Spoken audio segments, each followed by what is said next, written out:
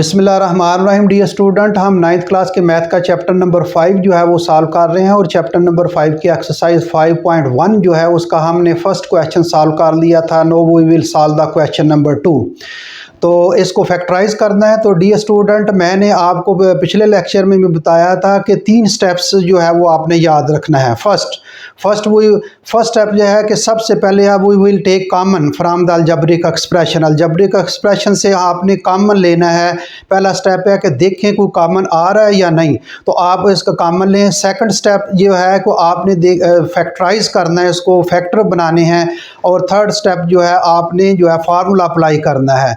तो dear students, ये तीनों स्टेप भी जो अप्लाई हो सकते हैं। फर्स्ट स्टेप भी अप्लाई हो सकता है, तो फर्स्ट 2 स्टेप्स भी अप्लाई हो सकते हैं। तो ये याद रखें, कॉमन, फैक्टराइजेशन एंड फार्मूला। तो हम इसको हल करने से पहले मैं डियर स्टूडेंट मेरे चैनल को सब्सक्राइब करें और अपने दोस्तों के साथ शेयर करें। चलें जी, हम क्वेश्चन नंबर जो है वो 2 जो है एक्सरसाइज 5.1 का सॉल्व करते हैं। क्वेश्चन नंबर 2 में फर्स्ट पार्ट है 5ax minus 3ay minus 5bx plus 3by। तो डियर स्टूडेंट्स देखें इसमें क्या कॉमन आ रहा है, ज़रा गौर करें क्वेश्चन को। तो क्वेश्चन में गौर करने से ये देखें, a है, x है, a है, y है, b है, x है, b है, y। तो इस तरह अगर 4 टर्में आ जाएं, 1 2 3 4 टर्म्स आ जाएं। पहले जो क्वेश्चन नंबर 1 है हमने 3 टर्म्स थी तो हमने कॉमन ले लिया था। अब अगर 4 टर्म आ जाएं तो पहली 2 टर्म लेते हैं और फिर लास्ट 2 टर्म्स लेते हैं, उसमें देखते हैं क्या कॉमन आता है। तो ये पहली 2 टर्म्स जो है इसमें देखें a भी कॉमन आ रहा है और क्या कॉमन आ रहा है, और कोई कॉमन नहीं आ रहा। तो आप a इससे जो कॉमन ले लें, 5 रह जाएगा और ये a बार निकल जाएगा, x रह जाएगा, माइनस ये 3 आ जाएगा, a कॉमन लिया है हमने, a बाहर निकल जाएगा और 3y रह जाएगा। यहाँ से देखें क्या कॉमन आ रहा है। पहली 2 हमने टर्म ली थी, अगर 4 टर्म आ जाएं तो मैंने बताया कि पहली 2 टर्म्स लेते हैं फिर दूसरी 2 टर्म्स लेते हैं, उनमें कॉमन देखते हैं।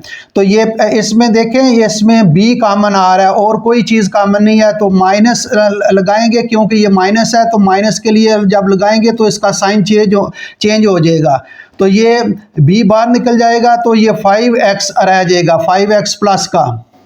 अब ये प्लस है तो बाहर माइनस है, इसलिए ये क्या आ जाएगा, माइनस आ जाएगा। ये b बाहर निकल जाएगा और ये क्या आ जाएगा, 3y जो है ये रह जाएगा पीछे, क्योंकि b जो है हमने कॉमन लिया है। तो ये b बाहर आ जाएगा और ये 3y जो है वो आ जाएगा। अब क्या करें जी, दोबारा देख लेते हैं। a कॉमन लेंगे तो 5x और a कॉमन 3y और माइनस b कॉमन लिया 5x और ये बार माइनस है, साइन चेंज हो जाएगा, माइनस 3y।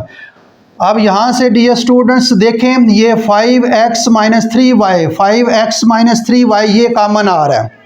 गौर करें, 5x माइनस 3y और 5x माइनस 3y कॉमन आ रहा है, तो हम कॉमन ले लेंगे 5x माइनस 3y जो है ये कॉमन आ जाएगा। अब ये बाहर निकल आएगा तो यहाँ क्या रह जाएगा, अगली ब्रैकेट में ये a रह जाएगा और ये भी बाहर निकल आएगा तो क्या रह जाएगा, माइनस b रह जाएगा। तो ये आपका क्वेश्चन सॉल्व हो गया।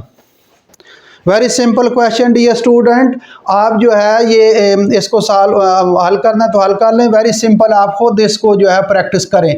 अब सेकंड पार्ट करते हैं जी इसका। सेकंड पार्ट डियर स्टूडेंट, बार बार बता रहा हूँ, 3 स्टेप्स याद रखने हैं। पहले कॉमन लेना है, कॉमन पहला स्टेप है, दूसरा फैक्टराइज है और तीसरा स्टेप फार्मूला है। तो हम इसका सेकंड पार्ट करते हैं जी। सेकंड पार्ट है इसका 3xy plus 2y minus 12x minus 8। तो डियर स्टूडेंट, आप मैंने कहा कि अगर 4 टर्म्स आ जाएं तो 4 टर्म्स में क्या करना है, पहली 2 टर्म्स लेनी है, फिर दूसरी जो है वो पहली 2 टर्म, फिर आखिर वाली जो है वो 2 टर्म्स लेनी है। तो आप यहाँ से देखें, यहाँ पहली 2 टर्म्स में क्या कॉमन आ रहा है, y कॉमन आ रहा है। ये देख लें, ये y कॉमन है और कोई कॉमन नहीं है। ये भी 3 है, ये 2 है, x इधर है, तो ये इसमें y कॉमन आ रहा है, तो y आप कॉमन लें। y कॉमन लेंगे तो ये y बाहर निकल आएगा, क्या बचेगा, ये 3x बच जाएगा, ये 3x प्लस प्लस ये y बाहर निकल आएगा तो क्या बचेगा, 2 रह जाएगा। ये 2 इसी तरह लगा लें। यहाँ देखें माइनस आ गया है तो माइनस के लिए साइन चेंज हो जाएगा। अब यहाँ से देखें क्या है जी, 4 के साथ दोनों डिवाइड हो जाते हैं। सबसे बड़ा एलिमेंट 4 जो है वो, तो ये 4 कॉमन लेंगे और यहाँ क्या आ जाएगा, 4 3 बार 3 आ जाएगा और ये x आ जाएगा। ये बार माइनस है, साइन चेंज हो जाएगा, प्लस 4 2 बार 8, ये 2 आ जाएगा। तो डियर स्टूडेंट देखें, ये देखें 3x + 2 3x + 2 ये कॉमन आ रहा है। ये दोनों जो है 3x + 2 सेम है। ये 3x + 2 ये कॉमन निकाल लेंगे इसमें। ये आ जाएगा 3x + 3x + 2 जो है वो कॉमन निकाल लेंगे और ये क्या बचेगा, ये तो बाहर निकल आएगा। ये क्या बचेगा, y, और माइनस ये बाहर निकल आएगा तो क्या बचेगा, -4 बचेगा। तो ये आपका आंसर है। Very simple question dear student. आप जो है वो चीज़ें जो मैं बता रहा हूँ वो ज़हन नशीन कर लें, याद रखें। पहला है ये कॉमन लेना है, दूसरा फैक्टराइज करने हैं और तीसरा जो है फार्मूला लगाना है। फैक्टर किस तरह बनाने हैं वो मैं आज, जब फैक्टर वाला क्वेश्चन आएगा तो मैं आपको डिटेल के साथ समझाऊंगा कि कैसे फैक्टर बनाने हैं। अब जो है ये थर्ड पार्ट करते हैं जी इसका।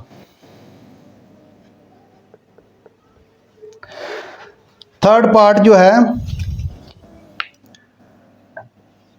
x की raise to power 3 + 3x y raise to power 2 -2x raise to power 2 y -6y raise to power 3।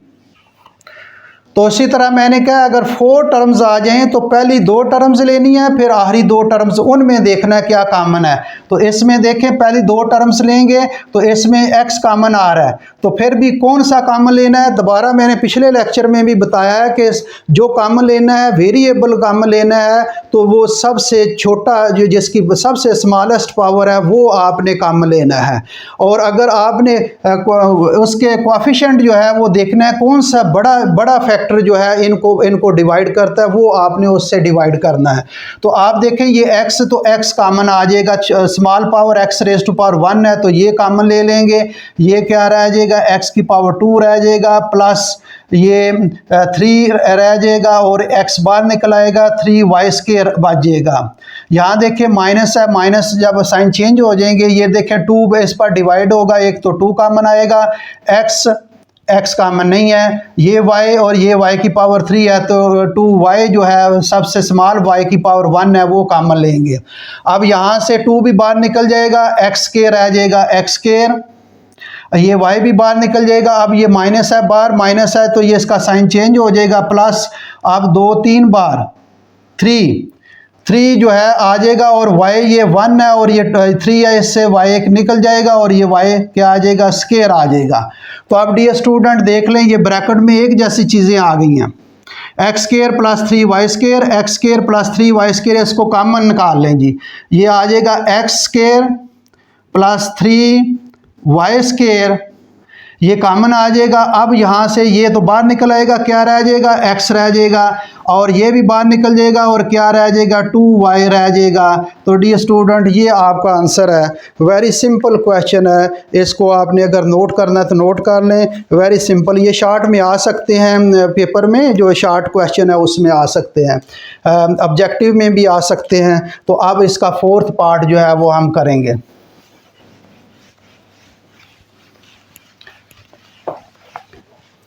Fourth part है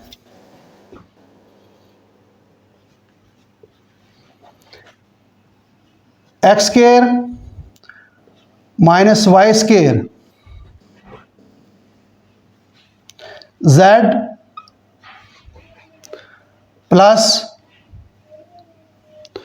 y² माइनस z² x। ये z थोड़ा सा मैं बड़ा लिख लेता हूं।